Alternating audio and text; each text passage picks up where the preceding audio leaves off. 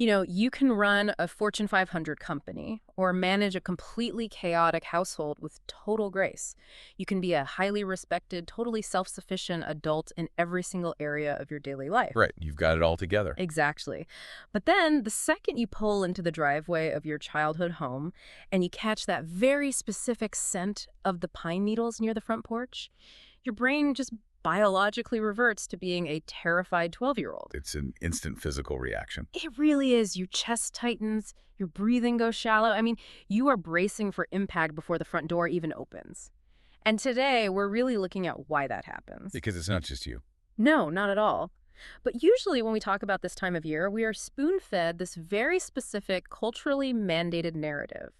We're sold the matching sweaters, the perfectly roasted turkey, that idyllic family harmony around a glowing fireplace. Oh, absolutely. It's packaged and sold to us as a season of mandatory joy and profound connection. Yeah, mandatory joy is the perfect way to put it. And it's presented as this universal baseline. Like the underlying message from society is that if you aren't experiencing that profound cinematic warmth with your family, well, there must be something fundamentally wrong with you. Which is just a massive weight to carry. It's huge.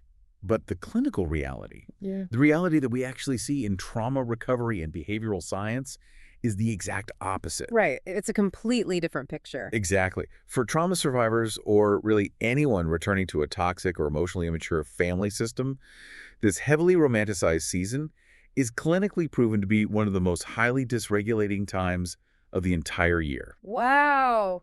One of the most dysregulating times of the year. Yes. Because the gap between what society demands you feel and the intense somatic anxiety you are actually feeling in your body, it creates this painful psychological rupture. It is a time of profound existential distress for so many people. And we are going to bridge that gap today. Our mission for you in this deep dive isn't just to hand out a list of superficial holiday survival tips. Right, no, just take deep breaths advice here. Exactly. Or just smile and nod. We are taking a vast amount of source material today, spanning neurobiology, clinical psychology, and family systems theory, to completely deconstruct the hidden psychodynamics of holiday sabotage. We have to look at the root causes. We really do. We're going to decode the rigid, unconscious roles assigned in toxic families. We're going to look at the literal neuroscience of why your nervous system hijacks your brain the second you walk into that familiar dining room. We're breaking down the entire architecture of emotional manipulation. Yes, the architecture, because understanding it is the only way to dismantle it, right? Precisely. We have to look at this not as a series of, isolated, annoying family quirks, but as a predictable structural pattern of psychological behavior. It's a system. It is. We need to understand the hidden emotional needs of the individuals who systematically ruin these gatherings and the unconscious mechanisms they use to extract their sense of power. And what I found most paradigm shifting in this material, and I think you'll agree, is that by the end of this deep dive, you're going to realize that the person who seems to have it the absolute easiest in your family, the favored golden child, is actually locked in a psychological trap. A very dangerous trap. Right. A trap that is arguably just as destructive as the one holding the family scapegoat. The illusion of the favorite child is, honestly, one of the most misunderstood dynamics in a toxic family. It completely upends how we traditionally view family privilege. But, before we can even begin to analyze the behavior of the toxic individuals in the room or those sibling dynamics, we really first have to ground this in your physical reality. What's actually happening in the body. Exactly. We have to look at what is happening inside your own body, often days or even weeks before the holiday gathering even begins. Oh, that physical dread. It is an incredibly distinct, heavy sinking feeling. Like you start losing sleep in mid-November. You feel that chronic tension in your neck and shoulders. Yes.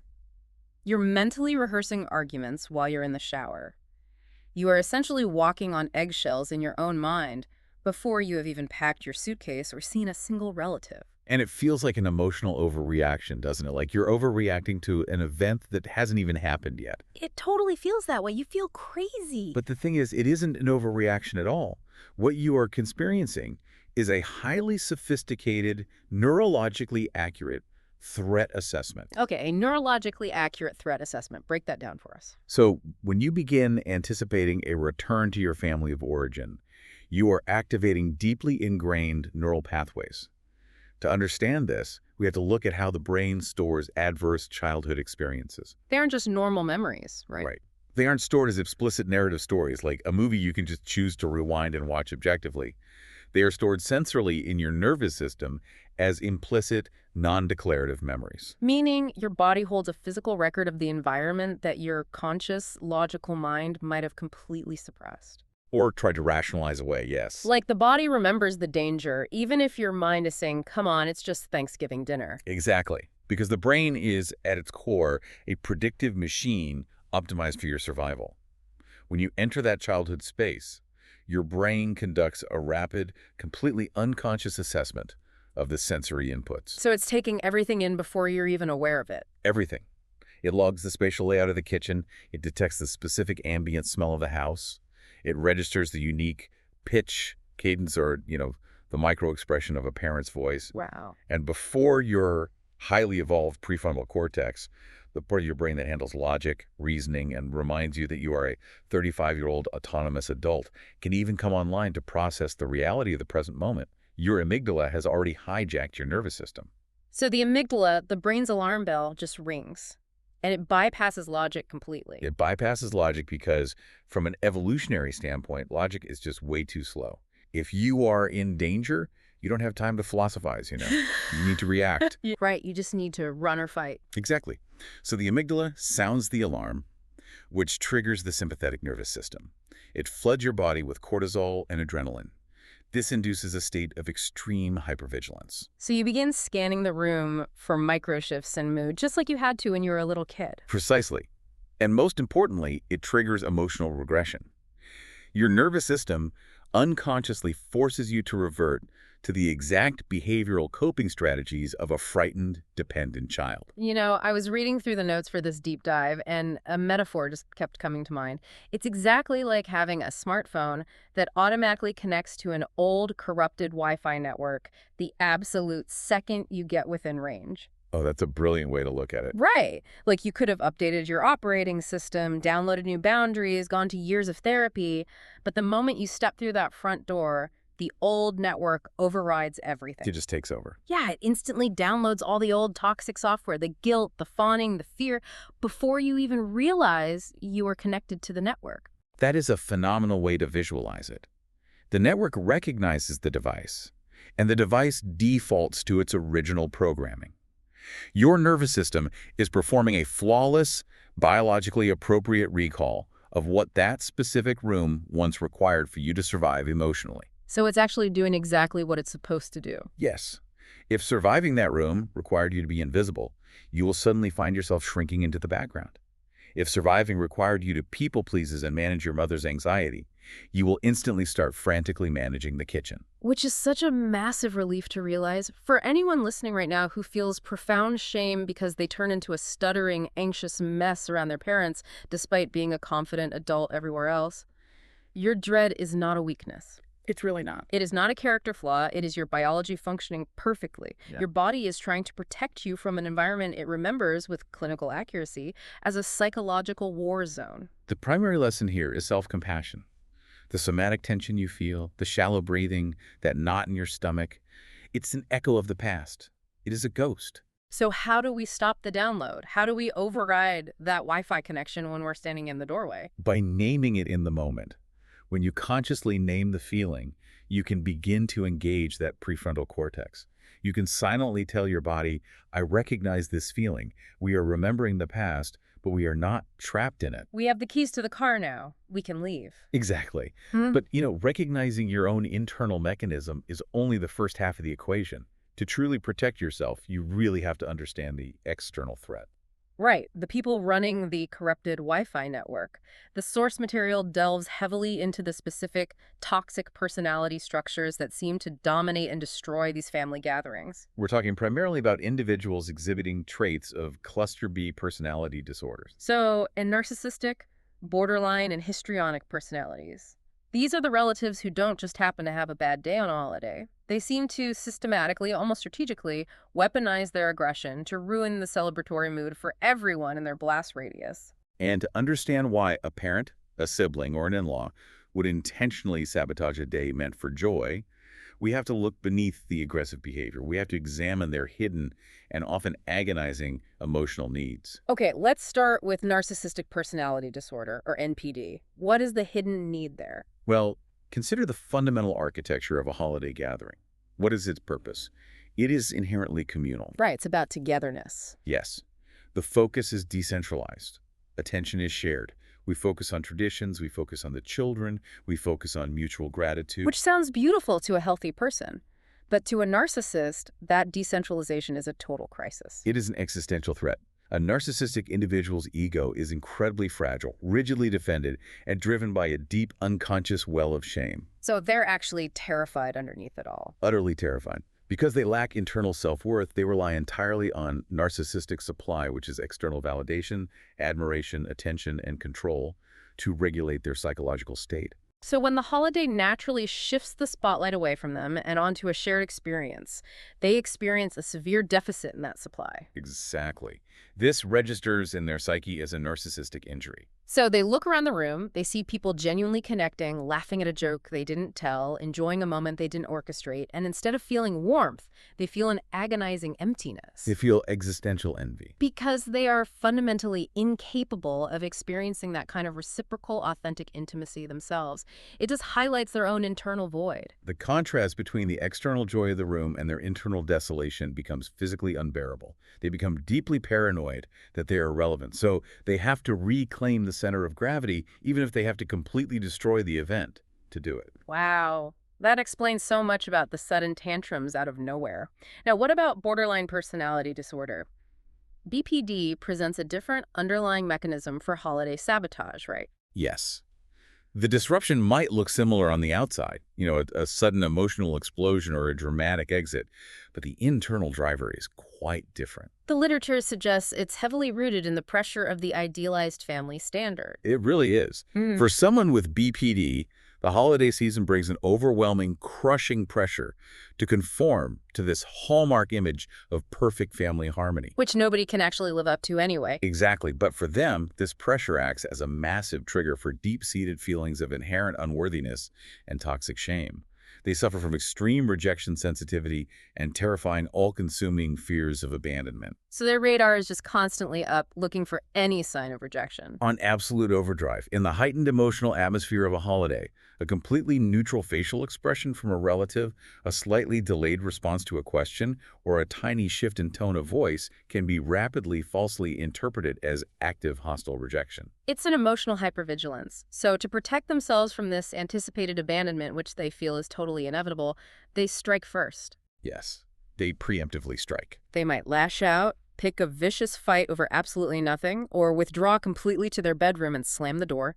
And by doing that, they inadvertently create the exact chaos, alienation, and rejection they were so terrified of experiencing in the first place. It is a tragic, self-fulfilling prophecy. Ah. And then we have histrionic personality disorder, or HPD traits. Here, the unconscious mechanism is an absolute physiological intolerance for not being the absolute center of attention at all times. Ah, okay. So this is the relative who turns every minor inconvenience into a Shakespearean tragedy. Precisely. This intolerance drives highly exaggerated emotional narratives, theatrical displays of distress, or sometimes highly inappropriate provocative behavior. It's to keep all eyes on them. Always. They will dominate conversations with dramatic, often fabricated or embellished stories, effectively draining the emotional resources and oxygen out of the entire room until all attention is fixed firmly back on them. Okay, I have to stop and apply some Desic logic here, because this is where I think the average person gets so confused. If these individuals, especially the narcissistic ones, are so profoundly miserable at these gatherings, if they feel so threatened by the joy of others, and if sitting at that table just highlights their internal emptiness, why do they even come? It's a great question. Why don't they just stay home, skip the holiday entirely, and save everyone the misery? Like, why show up just to burn the house down? Because staying home doesn't feed the ego. A narcissist alone in a room has no reflection. They desperately need an audience to regulate their self-esteem. Wow, so they literally need you there to function. They do. They show up because of two highly destructive unconscious mechanisms: pathological projection and sadistic gratification. They harbor a desolate, empty inner landscape.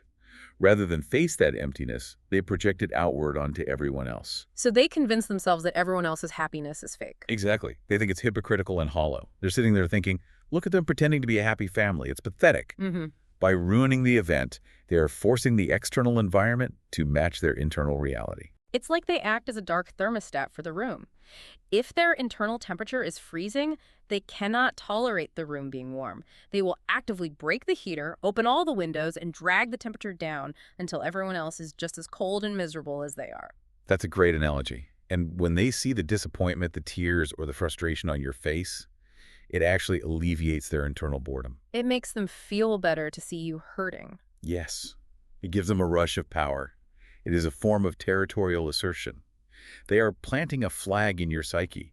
They want to ensure that when you think back on Thanksgiving, you don't remember the turkey or the laughs with your presents. You remember them. They are literally marking their territory on your memory of the holiday.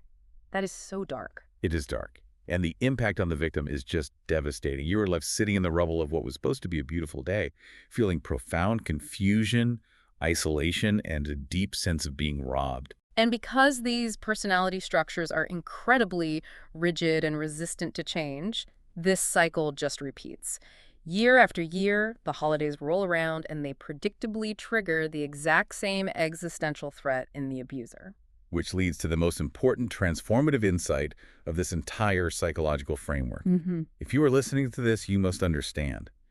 The sabotage, the cruelty, the manufactured drama, it has absolutely nothing to do with you. It's not your fault. It is not your fault. It is a frantic, primitive, unconscious defense mechanism against their own internal void.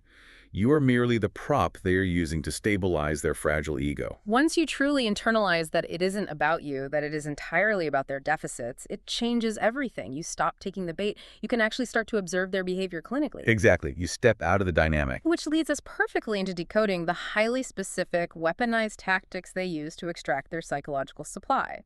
The source material outlines an absolute arsenal of sabotage tactics. It's remarkably consistent across different families, too. When you look at the literature on covert abuse, it's actually terrifying how predictable the playbook is. It's almost like they all went to the same dark seminar. They really do share a playbook. Let's walk through these because recognizing the tactic in real time is how you disarm it. Let's start with a classic, manufactured crises. Ah, yes. This is one of the most reliable tools in the narcissistic arsenal. The tactic is to develop a sudden, mysterious, and highly disruptive issue at the exact moment the spotlight is shifting away from them. Right, so like a sudden severe migraine right as the family is putting their coats on to leave for a special event. Exactly. Or it could be a minor physical injury that is dramatically exaggerated, or a sudden emotional meltdown over a perceived slight just as guests are ringing the doorbell. I was reading a case study on this where a mother would suddenly discover a leaky pipe in the basement every single Christmas morning. Just as the grandchildren were about to open presents, the entire morning had to stop so everyone could focus on her panic. That's a textbook example. The hidden need is so obvious when you step back. By manufacturing the crisis, they successfully halt the socialization. They hijack the agenda. They force the entire family system to orbit around their immediate caretaking. It pulls that decentralized focus violently back onto them, and crucially, it prevents you from experiencing joy or connection outside of their direct control. If they can't be the center of the joy, they will be the center of the disaster. Exactly. Now, another really common one is weaponized incompetence. Oh, this one is infuriating. This is when the toxic individual intentionally ruins a task they were assigned or does it so poorly that they are never asked to help again. Right. They bring a side dish to the potluck, but they accidentally drop it or forget the main ingredient. Or they do a comically terrible job wrapping presents, or they offer to clean up but end up breaking a nice dish. The psychological mechanism here is about exerting power and avoiding accountability. By performing the task poorly, they ensure that the victim will eventually just sigh and say, never mind, I'll just do it myself. Which is exactly what they want. Exactly. It leaves the exhausting physical and emotional labor entirely on the victim's shoulders, while the abuser gets to sit back, relax, and subtly assert dominance over your time and energy. They control the dynamic by refusing to participate in the shared effort. But the tactic that I think causes the most psychological damage, the one that really twists the knife, is abusive gift-giving. The sources highlight this as a highly specialized form of covert aggression. It's incredibly common, unfortunately. Giving a gift in a size they know is 2 sizes too small just to comment on your weight, giving a piece of clothing in a color you have explicitly said you hate, or giving a deeply inappropriate gag gift that touches on a personal vulnerability or a private failure. It is deeply insidious because it perfectly utilizes the cultural shield of the holidays. Gift giving is a socially protected act. Society dictates that if someone hands you a wrapped box, your required role is to be grateful regardless of the content. It is the ultimate psychological Trojan horse. To the audience, to the cousins, the aunts, the friends gathered around the living room, it looks like a beautifully wrapped present. They just see the shiny paper and the bow. It looks like an act of generosity. But the victim knows the truth. Exactly. Only you, the victim, know the history. Only you know that inside that box is a highly targeted, deeply personal attack. It is a silent message being broadcast directly into your brain that says, I don't see you. I don't care about your preferences. I know exactly what will hurt you, and I'm going to humiliate you right here in front of everyone. And here's the genius of the manipulation. It places the victim in an impossible double bind, A trap. a complete trap. If you open the gift, say, a gym membership given to someone struggling with an eating disorder and you look hurt, or if you actually call out the cruelty, you instantly become the villain in the room. The abuser will immediately play the victim. They'll gasp and say, I was only trying to be nice. You were so ungrateful. I can never do anything right. So to the outside observers, you look unstable and mean, and the abuser looks like a wounded saint. It forces massive cognitive dissonance. Your body registers a psychological attack, but your social conditioning demands you smile and say thank you. And this public subversion of your reality leads right into another devastating tactic: dog whistling. This borrows a term from politics, but in interpersonal abuse, it refers to the abuser using an innocuous phrase, a specific word, or a subtle comment in a public setting that has a sinister, triggering meaning only to you. Like a mother looking at her adult daughter at the dinner table and saying, oh, honey, it's so brave of you to wear that dress. I could never pull that off. Ugh, yes. To a bystander, it just sounds like a slightly awkward compliment. But to the daughter who has endured decades of covert criticism about her body, it is a devastating sniper shot to her self-esteem. Or it could be a reference to a past private failure, carefully masked as a lighthearted joke. The mechanism is designed to elicit a reaction. It causes the victim to react emotionally, perhaps with sudden anger, defensiveness, or tears, while the abuser sits back looking perfectly calm and innocent. Again, it's all about controlling the narrative. To the bystanders, the victim appears to be overreacting or acting crazy, which further isolates the victim and solidifies the abuser's control over the family dynamic. We also have to talk about the seasonal discard and future faking. These are brutal. The seasonal discard is when the toxic partner or parent just vanishes, gives the silent treatment, or initiates a massive world-ending blowout just days before a major holiday. It is designed to inflict maximum abandonment trauma right when the victim is supposed to be celebrating. And future faking is sort of the opposite side of that coin. Right. Future faking is when the abuser publicly promises lavish trips, extravagant gifts, or massive life changes. Next year, I'm taking the whole family to Hawaii, with absolutely zero intention of ever actually delivering. So they get all the immediate admiration, the hugs, the tears of joy around the Christmas tree. They get the narcissistic supply on credit. Exactly. They secure the validation without spending a dime or making any real effort.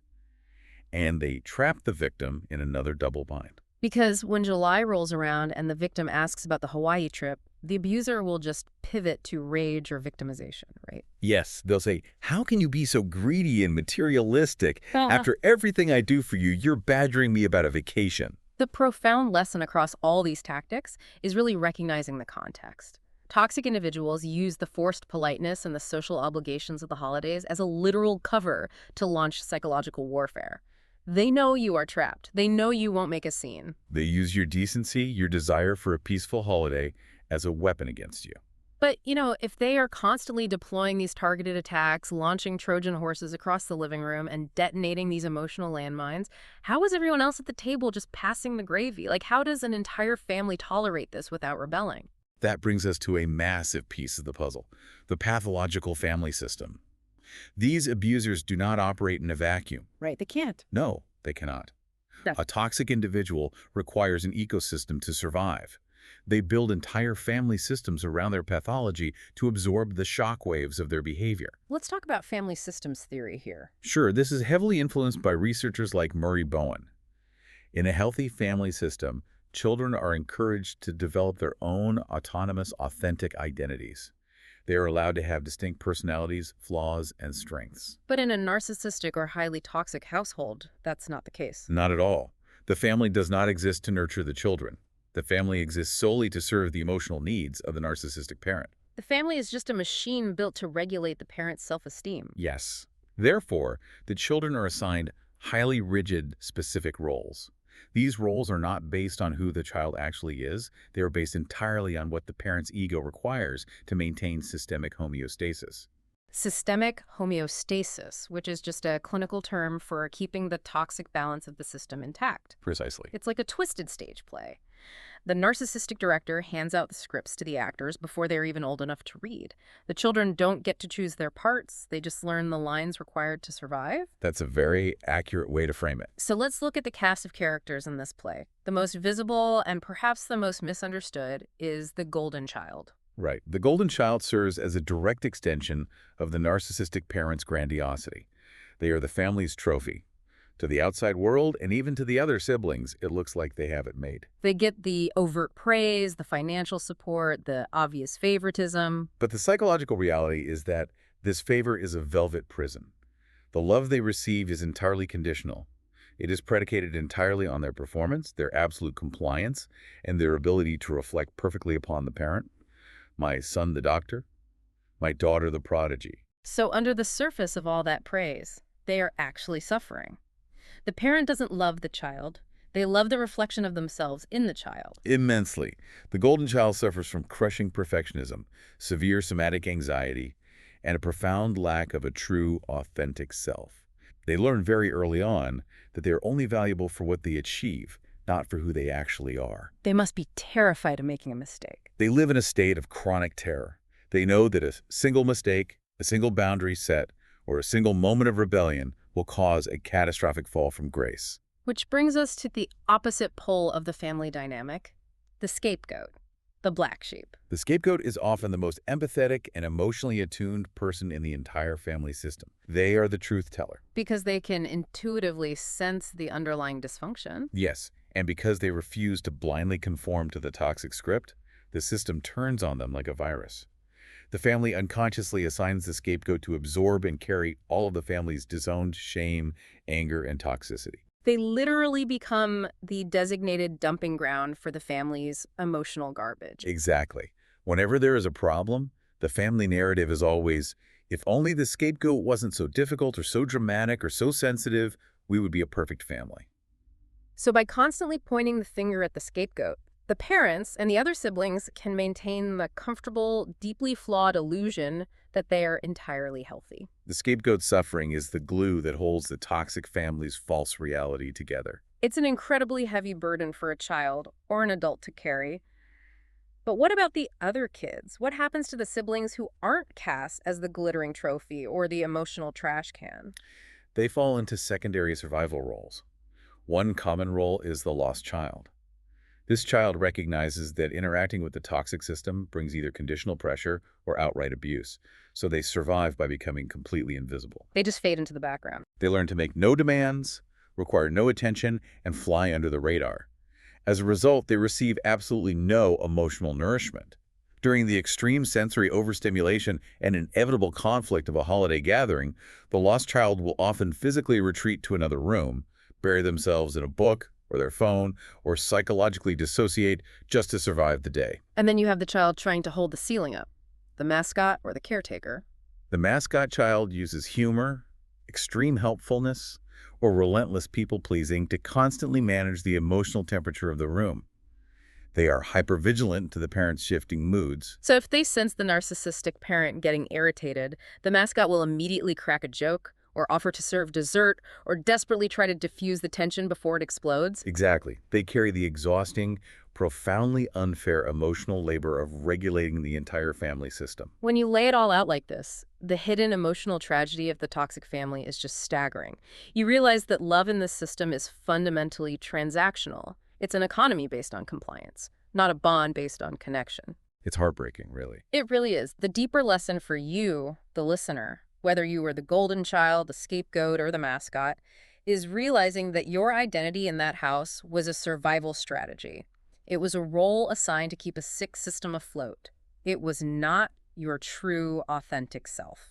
And realizing that the golden child is just as trapped by the unrelenting demand for perfection as the scapegoat is trapped by the demand to carry the blame. They are structurally pitted against one another to ensure they never unite and challenge the director of the play. Sibling rivalry in these families is rarely organic. It is engineered by the parent to maintain control. Which sets up one of the most fascinating and volatile dynamics in the entire literature of family psychology.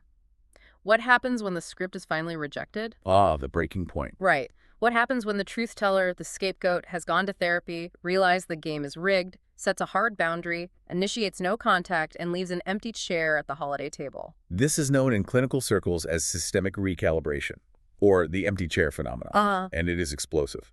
I can only imagine. Family systems, especially toxic ones, violently resist change. They crave that toxic homeostasis. When the scapegoat removes themselves, they take the family's emotional dumping ground with them. So suddenly the parents' projected shame, anger, and toxicity have nowhere to go. Exactly. A high-tension emotional vacuum is instantly created in the living room. The system goes into a state of absolute crisis and must rapidly execute a homeostatic redistribution. It is exactly like architecture. It's like removing a load-bearing wall in a poorly constructed, rotting house. Just because you remove the wall doesn't mean the heavy weight of the roof magically disappears. That's a perfect analogy. The narcissistic parent doesn't look at the empty chair and suddenly say, wow, my child left. I guess I have some deep internal shame and trauma I need to process. No, introspection is impossible for them. The weight of that toxicity must immediately be transferred to another support beam. And in almost every case, that new support beam is the golden child. Which must be a terrifying psychological whiplash for them. It is profoundly destabilizing. Suddenly, the disowned shame and aggression are redirected onto the favorite child, the golden child, who has spent their entire life meticulously following the rules, abandoning their own needs, and performing flawlessly to secure the parent's conditional love, is suddenly facing unprecedented, brutal criticism and devaluation. The parent starts critiquing their weight, their choice of career, the way they're raising their kids, the exact things they were praised for just a year prior. Because the parent's need to abuse and project is greater than their affection for the child. The golden child experiences a shattering realization in real time. They realize that their favorite status was a fragile, manipulative illusion. They realize they were never truly loved for who they are, only for their utility to the system. And when the scapegoat's utility as a punching bag is gone, the golden child is drafted to fill the void. Until that beam inevitably cracks under the pressure, too. But the system doesn't just accept this new, uncomfortable dynamic, do they? The sources detail how they will actively try to drag the scapegoat back into the line of fire. Yes, they absolutely will. The system cannot tolerate the discomfort of the new dynamic. The narcissistic parent will frequently recruit the newly devalued golden child, or the caretaker sibling, to act as a flying monkey. Which is a term borrowed from the Wizard of Oz, representing people who do the abuser's bidding. Exactly. The parent will deploy them to use FOG, fear, obligation, and guilt, to pressure the exiled scapegoat to return.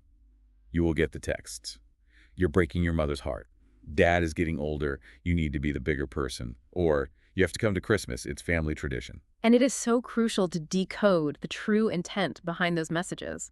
They aren't asking the scapegoat back because they miss their laugh, or because they want to hear about their new job, or because they have realized the error of their ways. No. They are demanding the scapegoat return to absorb the abuse, restore the toxic equilibrium, and relieve the agonizing pressure on the rest of the system. The transformative revelation here is truly paradigm shifting. Right. When you understand the empty chair dynamic, you realize that the abuse was never about the scapegoat's actual flaws. It was never about you being inherently bad or difficult or overly sensitive. The abuse is entirely interchangeable and systemic. The system literally needs someone, anyone, to abuse in order to function. It's a mechanical requirement of the machine, not a reflection of your worth as a human being. Understanding this changes your entire perspective. It really does.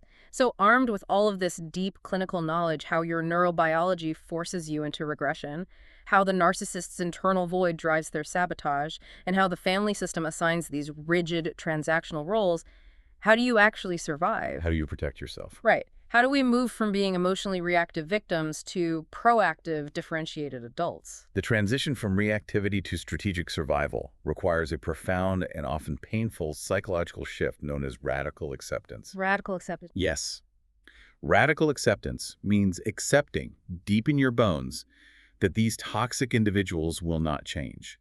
They will not have a sudden epiphany over the carving of the turkey. They will not suddenly recognize your worth and offer you the unconditional love and validation you have been starving for your entire life. Which is an incredibly difficult thing to accept. It involves a massive amount of grief. You aren't just grieving the holiday. You are grieving the parents you deserved but never had. You are grieving the fantasy of the family you kept hoping they could become. Yeah. It involves immense, heavy grief. But moving through that grief is deeply, profoundly liberating. It truly is. Hmm. Radical acceptance frees you from the exhausting, impossible cycle of trying to fix them. It frees you from the trap of trying to perfectly explain your reality to someone who is fundamentally committed to misunderstanding you. And it frees you from the endless treadmill of trying to earn their love through compliance and people-pleasing. Once you truly accept that the stove is hot and will always burn you, you stop putting your hand on it. You can change your behavioral response. You establish psychological differentiation. You maintain your own emotional boundaries, your own reality, even when you are physically in their presence. And that mental shift allows you to set highly effective temporal and physical boundaries. Practical boundaries. Exactly. It means saying, I will come to dinner, but I am staying at an Airbnb and I'm leaving at exactly 4:00 p.m. It means always taking your own car so you cannot be held hostage in a living room when the dog whistling starts. And having an exit plan. Always. But even with the best boundaries, Yeah. you are still going to be in the room with them for a few hours. I want to talk about a highly practical, almost brilliant strategy from the source material, specifically credited to clinical psychologist Dr. Ramani, called Narcissism Bingo. It is a phenomenal cognitive behavioral tool for emotional regulation in the moment. The concept is just amazing. Instead of internalizing the covert abuse, instead of getting defensive and heartbroken when your mother throws a passive-aggressive comment your way, you turn their entirely predictable toxic behaviors into an internal game of bingo. You anticipate it. Right. Before you even walk into the house, you make a mental card. You know exactly what they are going to do. You know your sister will humble brag about her income. You know your father will criticize your weight. You know someone will play the victim and someone will give a backhanded compliment about the food. You've seen the playbook for years. Exactly. And when they inevitably do these things, instead of feeling the old somatic dread, you just mentally check the box. When they hit 5 toxic comments, you yell, bingo, in your head, and you give yourself permission to step outside, take a walk around the block, or just pack up and leave. It's so empowering. So how does shifting to this observational, almost clinical mindset actually protect our nervous system? It effectively blocks the amygdala hijack we discussed at the very beginning of this deep dive. By turning their behavior into a predictable, expected pattern to be observed, rather than an unpredictable, terrifying threat to be survived, you keep your prefrontal cortex online. So you stay logical. Yes. You create a psychological glass wall between their pathology and your nervous system. You are no longer the terrified, regressed child absorbing their projected shame. You are an adult researcher observing a fascinating, albeit deeply dysfunctional, clinical subject. You are watching the corrupted Wi-Fi network from a safe distance, refusing to connect your device. Exactly. It stops the cycle of codependency, where you feel unconsciously responsible for managing their emotions. When you refuse to absorb their projections, their toxicity hits that glass wall and bounces right back onto them. Yeah. You remain anchored, calm, and centered in your own reality. Protecting your peace in this way is not an act of abandonment. Even if they accuse you of it, it is an act of profound self-respect. It really is. Let's synthesize this incredible journey we've been on today. We have looked under the hood of the holiday season and seen that these gatherings act as a high-heat pressure cooker. They don't create the family dysfunction. They simply strip away the daily distractions and reveal the true, bare architecture of your family system. By understanding the unconscious mechanisms at play, From the neurobiological regression happening in your brain, to the sadistic gratification and profound emptiness driving the abuser, to the rigid transactional roles of the golden child and the scapegoat, you gain the power to finally detach your self-worth from their pathology. You step out of the twisted stage play. You recognize, perhaps for the first time, that the script they handed you is not your identity. And that brings us to a final, lingering concept for you to mull over as you navigate this season. It comes from the pioneering psychiatrist Carl Jung. He wrote extensively about the massive weight of meaning that society places on the concept of family, and particularly on the holidays. The cultural narrative. Yes, Jung saw how this cultural narrative, this beautiful societal picture of mandatory warmth and perfect harmony that we talked about at the very beginning of the show, is actually weaponized. It is used as a form of cultural and moral blackmail against survivors of systemic abuse. Society dictates, family is everything. Blood is thicker than water. You must forgive, you must forget, you must gather. But we have to ask, what if that relentless cultural mandate is precisely the mechanism that keeps the cycle of abuse spinning generation after generation? It forces individuals to repeatedly sacrifice their own psychological safety, their own nervous systems, on the altar of societal expectation. So as we wrap up this deep dive, we want to invite you to consider a truly radical idea this season. What if the most beautiful, authentic, and healing holiday tradition you can possibly start this year isn't a new recipe for the turkey? What if it isn't buying matching sweaters or finding the perfectly wrapped present? What if the absolute greatest tradition you can start for yourself and for your own children is the tradition of standing up and leaving the table when love and respect are no longer being served? Your nervous system, your autonomy, and your peace of mind are not bargaining chips to be traded for the illusion of family harmony. It is the greatest gift you can possibly reclaim this season. You do not have to accept ticking time bomb disguised as a beautifully wrapped present. You are allowed to protect your peace. You are allowed to walk away. Thank you for taking this deep dive with us. Take care of yourselves out there.